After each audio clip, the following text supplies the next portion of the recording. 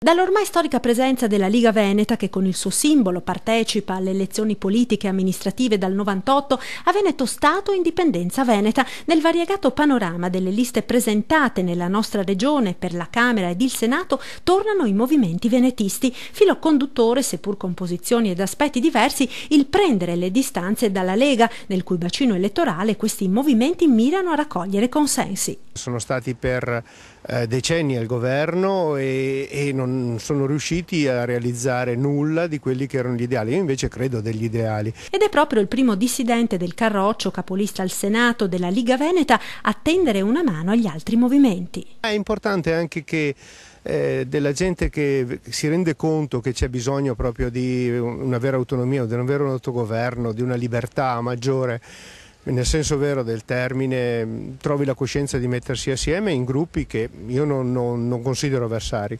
Brevissimo e chiaro, 6 parole ed un segno grafico, il programma depositato unitamente al simbolo da Indipendenza Veneta, capolista al Senato l'avvocato veneziano Alessio Morosin. Dichiarazione unilaterale di indipendenza del Veneto, punto fermo. Obiettivo raggiungibile, secondo gli indipendentisti, attraverso una consultazione popolare. Se ci fosse una maggioranza auspicabile, bellissimo sarebbe, del 50+1 dei veneti favorevoli all'indipendenza, di fatto basterebbe dichiararla.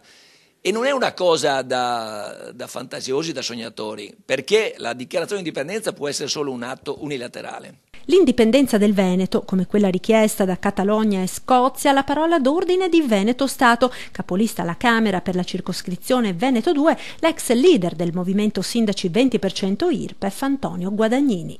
La pazienza è finita, non ne possiamo più. L'indipendenza è un percorso concreto che ci porterà alla libertà, al benessere e a valorizzare il nostro essere veneti.